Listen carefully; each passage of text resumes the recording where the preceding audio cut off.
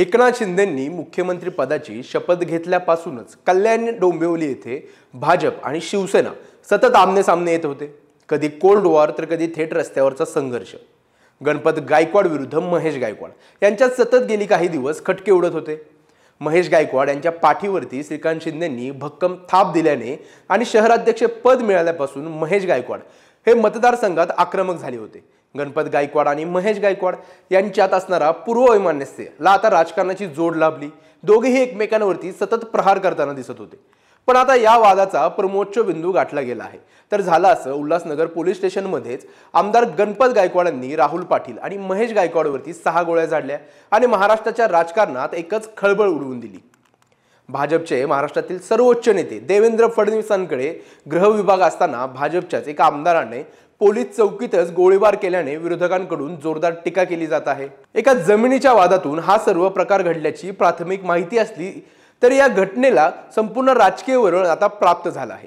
आमदार गणपत गायकवाड आणि महेश गायकवाड हे नातलग असून त्यांच्यात अनेक दिवसांपासून टोकाचा वाद होता।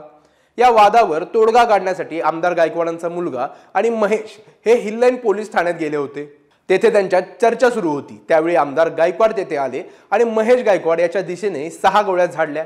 यातील 2 गोळ्या महेश याला घासून गेल्या तर 2 गोळ्या शरीरात घुसल्या, तर 2 गोळ्या त्यांचे मित्र असणारे राहुल पाटील याला लागल्या। आमदार गायकवाडांनी वरिष्ठ पोलीस निरीक्षकासमोरच गोळीबार केल्याने राज्यात खळबळ उडाली। राहुल पाटील हे बैलगाडा शर्यतीमुळे महाराष्ट्रात फेमस असले तरी गुन्हेगारी पार्श्वभूमीमुळे आणि त्यांचा बैल मथुरमुळे ते सतत चर्चेत असतात। तर गणपत गायकवाड सलग 3ऱ्या दिवशी वादामुळे चर्चेत आले आहेत।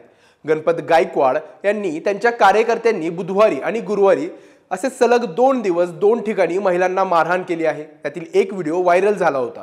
तर 3ऱ्या दिवशी गोळीबार केलाय। त्यामुळे आमदार गायकवाडांना एवढी मस्ती आली कुठून असा प्रश्नही आता लोकांकडून विचारला जातोय। तर बुधवारी काही महिलांनी गायकवाडांवरती जमीन विकल्याचा आरोप केला होता। त्यावेळी त्यांनी महिलांना मारहाण केली होती।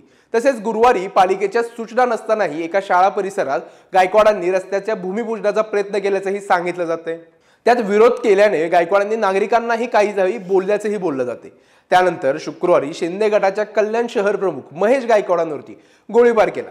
सलग 3 दिवस गायकवाडांनी राडे केले असले तरी यापूर्वीही वादामुळे ते सतत चर्चेत राहिले होते। तर दुसऱ्या बाजूला महेश गायकवाड हे शिवसेनेकडून आमदारकी लढवण्यासाठी इच्छुक होते, पण कल्याण पूर्व मतदारसंघ हा युती धर्मामुळे भाजपकडे आहे। त्यामुळे गणपत गायकवाडांना पर्याय म्हणून महेश गायकवाडांना ताकद देण्यात येत होती। पण एकूणच या सर्व प्रकारानंतर आणि गणपत गायकवाड यांनी पोलीस चौकीतच केलेल्या गोळीबारानंतर भाजपची प्रतिमा ही बरीच मलिन झाली आहे। आता या सर्वावरती देवेंद्र फडणवीस काय निर्णय घेतात आणि या खटल्याचं पुढे काय होतं याबाबत तुम्हाला अपडेट्स हवे असतील तर सकाळच्या YouTube चॅनलला जरूर सबस्क्राइब करा। तुम्ही हा व्हिडिओ फेसबुकला पाहत असाल तर लाईक आणि शेअर जरूर करा। महाराष्ट्रातील सर्व बातम्यांचे विश्वासार्ह व्यासपीठ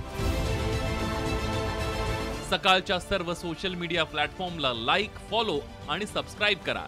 तसंच सर्व नोटिफिकेशनसाठी बेल आयकॉन प्रेस करायला विसरू नका।